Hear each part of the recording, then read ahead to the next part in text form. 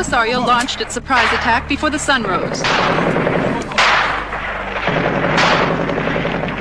From every direction, the guerrillas advanced dangerously close on foot and by land rover. دخلوا على واحد البلاصه بحال مثلا البيرات ولا بيرانزاران ولا المحبس ولا شي، راه ما كيجيوكش بالعدد اللي انت فيه، راه كيجمعوا عليك القوه ديالهم كامله. الا كانت 2000 واحد كيجيو ب 8000 ب 10000 يطعنوك.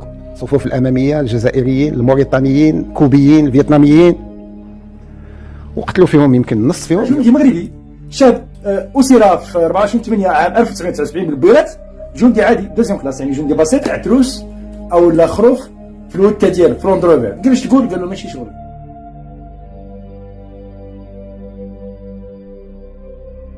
12 غشت 1979 ومع الفجر مرتزقة البوليزاريو مدعومين بالمدفعية الثقيلة وراجمات لورق ستالين يشنون هجوما عنيفا على إحدى الحاميات العسكرية بمنطقة الحمادة وهي حامية البويرات. في بادئ الأمر تفاجئوا الجنود المغاربة في ديك الحامية بهذا القصف.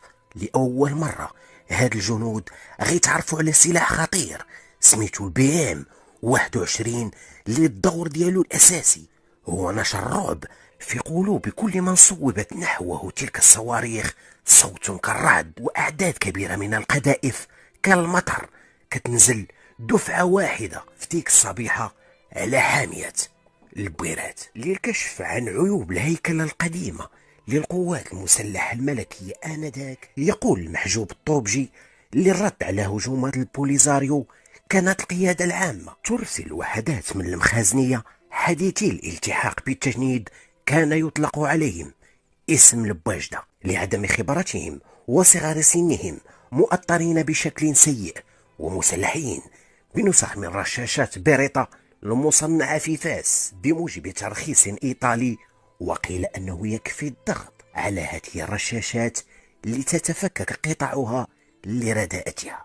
جل التكنات العسكرية بمنطقة الحمادة آنذاك كانت ضعيفة من ناحية التسليح، ومرتزقة البوليزاريو آنذاك كانوا مسلحين بشكل جيد وهجوماتهم أخذت أسلوب حرب العصابات، فليس لهم قواعد ثابتة لقصفهم ولا تتوقع أين ومتى سيهجمون. ابتدعوا أسلوبا خاصا بهم وهو الهجومات الخاطفة إما محدودة أو متفرقة لتشتيت القوات المسلحة الملكية اللي كانت إلى حدود 1979 لا زالت تعتمد على أسلحة من الحرب العالمية الثانية. ملي بغاو يدخلوا على واحد البلاصه بحال مثلا البيرات ولا بيرانزاران ولا المحبس ولا شي، راه ما كيجيوكش بالعدد اللي انت فيه، راه كيجمعوا عليك القوه ديالهم كامله. الا كانت 2000 واحد كيجيو ب 8000 ب 10000 يطعنوك. وعندهم تعرف شنو مال عندهم لارم. انا ما عندناش، حنا كنبعث البطوليات اللي عندهم شي باقيين ثلاثه هما اللي قويين، شي ثاني ما كاين شيء. زال حنا اعتمدوا على اللي شارك في الحرب العالميه الاولى، واحد كيضرب كاع ما تشوفوا انت كتضربوا بالماك ولا ما عرفتش. وكان كان كان كان كان عندهم تألمت كثير، ما كناش على استعداد للحرب، ما كانش عندنا الوسائل للحرب، ما كانش عندنا الأسلحة للحرب، ما كانوش عندنا الرجال للحرب، ما كانش عندنا الطيران للحرب. الأرض كبيرة، واش تصور الأرض شحال كبيرة؟ وناس اخرين كيخدموا منطقه حرب العصابات يعني بسهوله. حرب العصابات، ولكن راك تتحارب الجزائر بالثقل ديالها، بالجيش ديالها، بالمخابرات ديالها. راك تتحارب واحد الخبراء في حرب العصابات جاو من فيتنام.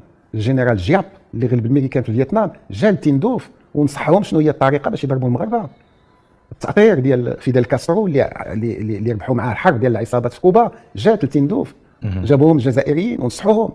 جاء الطاقم اللي اشتغل مع الماريشال تيتو في حرب ضد هتلر في الجبال وعطاو. اذا اليسار الشيوعي كان عنده واحد التضامن ضد المغرب، وجابوا اسلحه اللي ما كانش الجزائريين ما عرفوش يخدموها، حنا ما نعرفوش نخدموها. متطوره جدا. وتفاجئنا بديك الكميه ديال السلاح اللي عاطينو، ورغم هذا الشيء كيدافع بها. انت عندك الكلاش وما عندناش كاع الكلاش، كانت عندنا غير الفار، كانت كورسه كاع بالرمله، ورغم كيضربوك هما بال14 ويضربوك بال40 كانوا ويضربوك بجميع الاسلحه اللي كتشوفوا دابا في الحرب ديال ليبيا كانت عند البوليزاريو. ورغم هذاك الشيء اقتربت عربات اللاندروفر ومرتزقة البوليزاريو على رجليهم من حامية البويرات. طوقوا الحامية بوابل من الرصاص والقذائف بعد ما مهدات لهم مدفعية الكاتيوشا طريق وخلال ساعتين فقط سقطت حامية البويرات، قتل من قتل، وأسر العديد من الجنود المغاربة اللي سالت لهم الذخيرة. من بين هاد الجنود دريس مالي.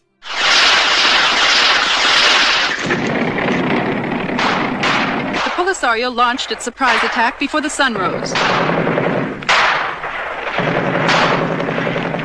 From every direction, the guerrillas advanced dangerously close on foot and by Land Rover.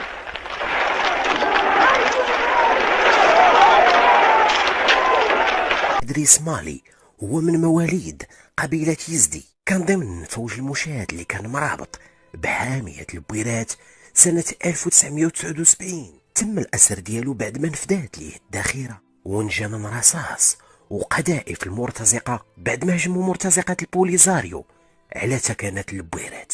بحالو بحال كاع الأسرى المغاربة غير وصل لتندوف بدا مسلسل العذاب البني والحفير والكابلي فوق ظهورهم في لهيب حمادة تندوف. الشيء اللي كان كيميز هذا الأسير هو أنه كان ظريف بزاف، ما عمرو تخاصم مع شي حد، ما عمرو غير شي حد، داخل سوق راسو وكل شي كيحتارمو.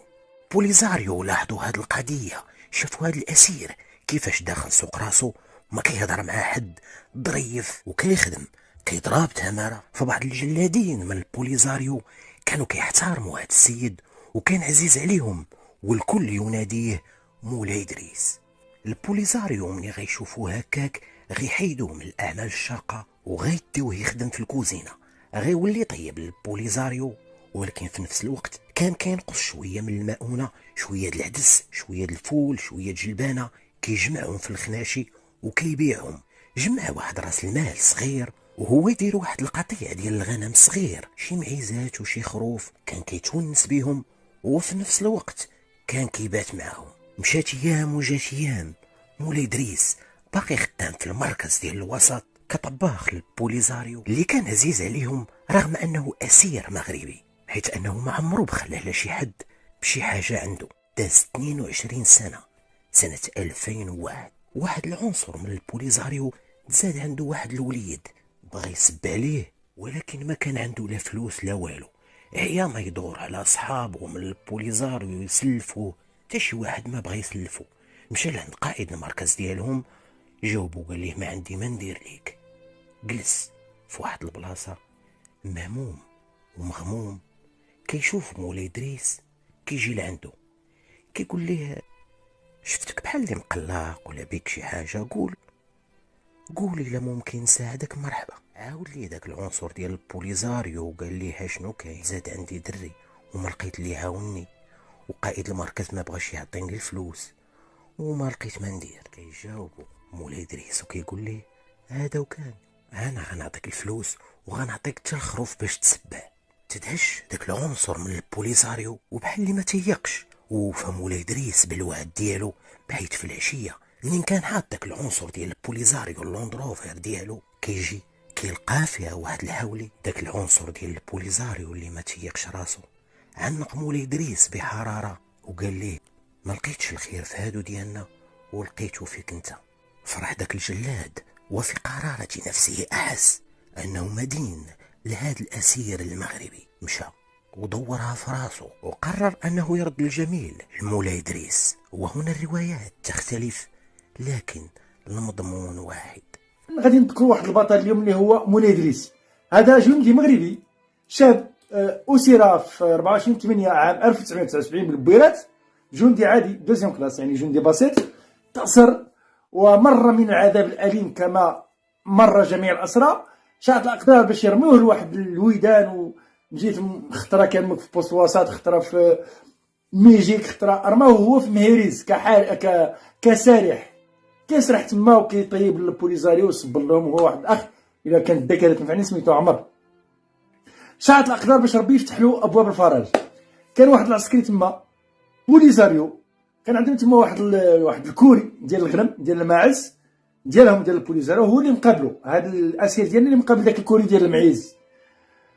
وهذا العسكري هذا البوليزاريو تزاد عنده ولد خصو السبوع، مشى لعند قائد الناحيه قال له ودي راه عندي السبوع وهذا وما عنديش، عاونوني اعطوني اعانه من حقه، لان هذوك المرتزقه راه الانفصاليه راه من حقهم يطلبوا القاده ديالهم. قالوا في هذه الساعه ما عندي ما نعطيك.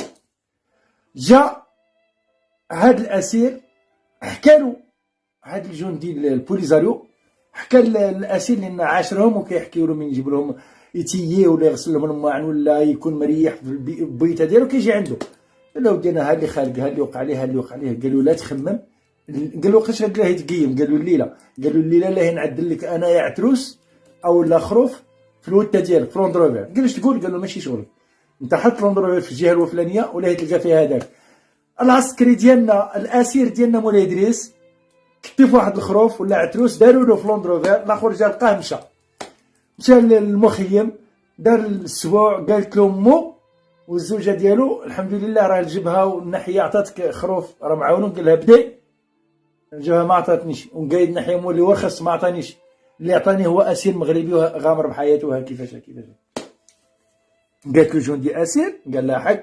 قالت له هذا الاسير معاك؟ قال لها حق. قالت له وصلوا للربط وراو يقتلوك، دي عند اهله وهما هاد الناس صحراويين ما يقدر يردها في وجه والديه بحالنا كاملين حنا بشر. الاسبوع جا قال له فلان، قال له هي راسك الليله الفلانيه غادي نديك الرا. قالش تقول؟ قال له ما يعنيك.